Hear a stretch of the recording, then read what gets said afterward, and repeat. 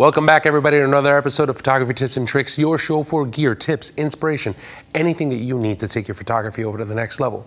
Now, we're brought to you by Kelby Training. Kelby Training is the source for you to do any kind of learning that you want in the world of digital photography.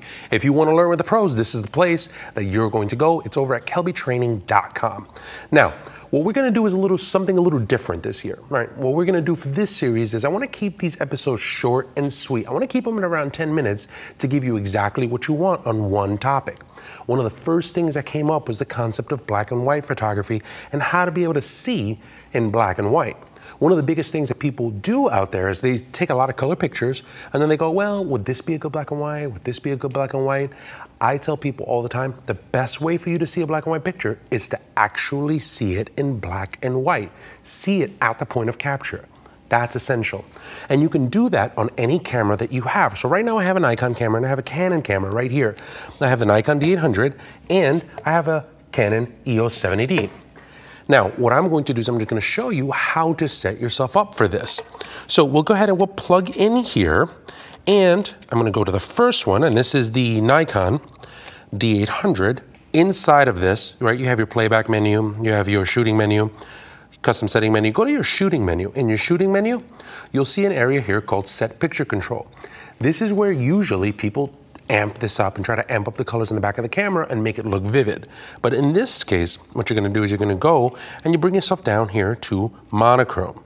Under the monochrome section, you even have an option, if you hit the right arrow, to adjust how much sharpening you're going to see on this image, as well as how much contrast and brightness. So this is something that you can really go ahead and take more than just the average black and white stuff. For me, I'm just gonna go ahead and set it to just standard monochrome. Now, watch this. I'm gonna go ahead and take a couple pictures here real quick. I've got Arnaldo, our producer, just kind of standing back there. I'll take a couple shots. And if we check these out, now I'm seeing this in black and white. It looks like I'm a little overexposed here. So I'm gonna come down about one stop. We'll try this one more time. That looks pretty good, but you'll see that the back of the camera is now showing this stuff as black and white. I'm gonna take one more shot right here, which I thought was kind of cool.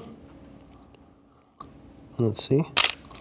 That's a little inception, right? We have we're taking a Nikon camera and shooting a Canon. So that's kind of cool, right? That's all set.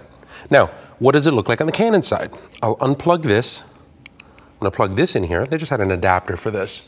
And I'm gonna switch over to the Canon side. So now inside of the Canon menu, you'll see that you have a section for image quality, and you wanna keep scrolling over until you find a section that says picture style. Inside of the picture style section, right, we'll go ahead and we'll use the back knob. We'll go over to auto, and under the auto, we'll move all the way down here to monochrome.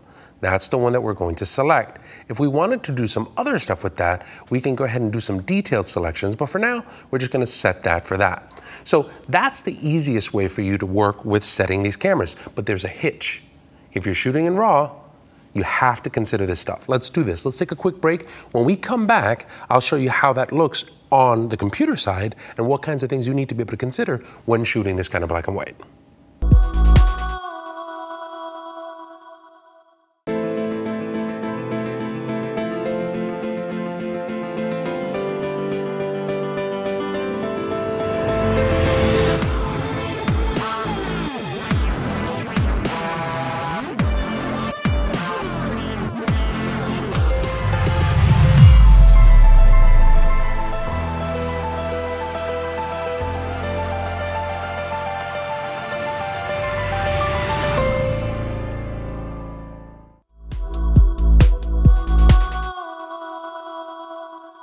Welcome back, everybody. RC here. Now let's go ahead and talk a little bit about the import process. So I took those pictures that I set up and I have them here in a folder. I just made 2 copies because I want to show you something.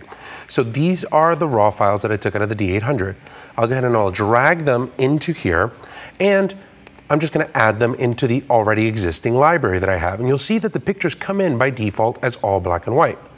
Click on import, and all of that stuff gets added. Now, remember that we shot this as raw. So all of that information shot as raw, black and white. We took a look at the back of the camera, shot it black and white, not a problem. Here's the hitch. Because of how we shot this, take a look. these are the two raw files. There's the raw file that I have here for this. But as they start processing bit by bit, watch, if I double click on this, black and white, black and white, black and white, black and white, it'll go ahead and it'll do that for a little bit. And then all of a sudden it'll go, oh no, and it gets rid of it and it turns it back into color, right? That's because the raw file has information that is not being read in by Lightroom. That's something that's a little bit of a pet peeve of mine. I would have to, in order to be able to see that, I would have to go into Nikon's proprietary program. So in this case, it would be Capture and X2. So on their copy 2, watch this. I grab this raw file, I open this raw file in Capture and X2, and inside of here, it can read that raw file information. It can go, oh, I got it. You shot this as a black and white, and you'll see that in Capture and X2, it renders it as a black and white. Now, Canon's no different, right? In order for you to be able to read that Canon file, you'd have to see that using Canon's proprietary program. But again, you're doing this so that you can see what that black and white looks like, right? At any point in time, you could go into your Lightroom and you can change this and go into a black and white, right? You have a black and white section right here in Lightroom that'll let you switch this to a black and white, and you can make whatever conversion you'd like on that as well. Furthermore, you can also use something like Nik software and On One software, have great ways for you to work with black and white. Nik software Silver FX Pro is probably my favorite for that. So you do have options. There are things for you to consider. I'm looking for a spot where I can capture and I can see what it is that I want to do. If I don't want to go through all of the hassle, I can always just shoot in JPEG. If you move your cameras over to JPEG or RAW plus JPEG, then you have the RAW file if you need a color file, and the JPEG will be treated as a black and white. So that'll give you a couple of things to consider when trying to shoot and trying to see inside of a black and white format. Now, end of show. What do I want to talk about? The website that I want you to take a look at.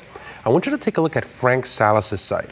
Right? Frank Salas has got a great website, and he did a phenomenal job with us on the grid. So you want to make sure that you go to franksalas.com. That's the place to go. We also have a PeachBit ebook deal for you to take a look at, and it's going to be 40% off the following book. It's the digital print by Jeff Shiwi. Now, this is a book that is great to teach you how to print those images that you have on your computer. And here's mine, right? Jeff Shiwi. It's a little worn, sorry. So I dog ear everything. I don't use bookmarks, but it's a great place for you to get information on the print, and you can save 40% off of this. Make sure you go to peachbittv.com, peachbit.com/KelbyTV. Make sure you put in the code KelbyTV, and you can save 40% off of this as an ebook. Guys, if you want to enter the contest, make sure that you go to kelbytv.com, kelbytv.com/photography-TNT, right? If you don't see this, obviously you'll see all of the different shows that we do. Click on Photography Tips and Tricks. Make sure that you go to episode 37. That is this episode that we're working on now. At the bottom, all the way at the very, very bottom, scroll. We'll go ahead and we'll leave a name, leave an email, leave a website, and leave a comment. Tell us what you like about the show. Tell us what kinds of things you want to see. Our producers are going to pick one person, and they're going to win the stump. This is a way to put your iPod, right, or your iPad at home, for the airplane, for the coffee shop, for the kitchen counter, for the classroom, anywhere you take your tablet. It looks kind of neat. 3 different ways for you to position your iPad. You can get one of these. Thank you so much for that. We have the iPad for Photographers by Jeff Carlson, and the digital print. You can get a copy of the book. That's part of the ebook deal. So thank you so much to the folks at PeachBit and the Stump for the prizes. Guys, thank you so much for stopping by for the brand new episode. Make sure that you tune in next week for another episode of Photography Tips and Tricks. Take care.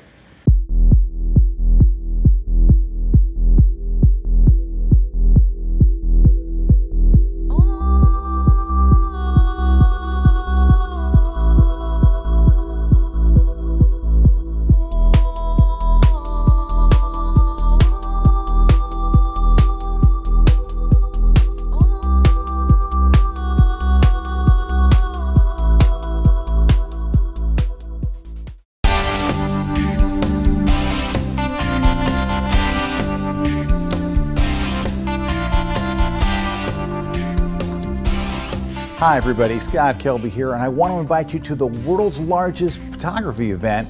It's my 6th annual Worldwide Photo Walk. All right, let's go!